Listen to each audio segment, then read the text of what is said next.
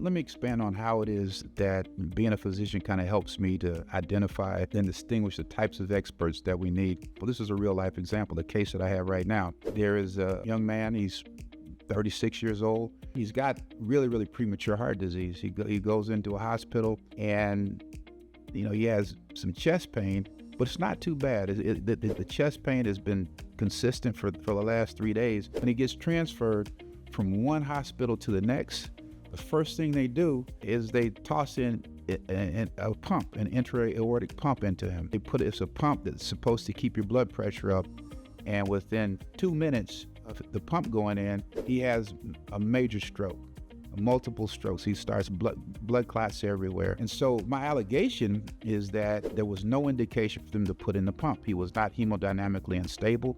His blood pressure was fine, his pulse was fine, and there was absolutely no reason for them to put this pump in so quickly. And they did it at the bedside. They didn't take him to fluoroscopy. You're supposed to go to a radiographic suite under the guidance of x-rays and fluoroscopy, put it in a managed kind of way. They slammed this thing into this kid right at his bedside, and he wound up having a stroke. Now let's talk about the experts. The person who put the pump in was a cardiothoracic surgeon.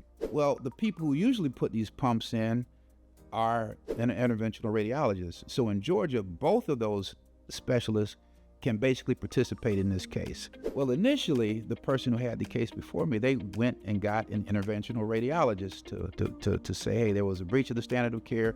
They do these things more than cardiothoracic surgeons, yada, yada, yada. Well, I looked at the case as a physician. I'm like, we probably satisfy the tenets of statutes in Georgia. Our expert, the interventional radiologist, will not get kicked out. But practically speaking, we need a cardiothoracic surgeon. And as a physician, I know some cardiothoracic surgeons. I just picked up the phone, I called them, I said, hey, Bob, can you look at this case? And within 2 days, we had a cardiothoracic surgeon. So we have 2 experts now. And so me being a physician facilitated that. It made it much easier, much smoother. And again, I just think I have a little different perspective than just, a lawyer who is trying to just satisfy the strict tenets of the statute.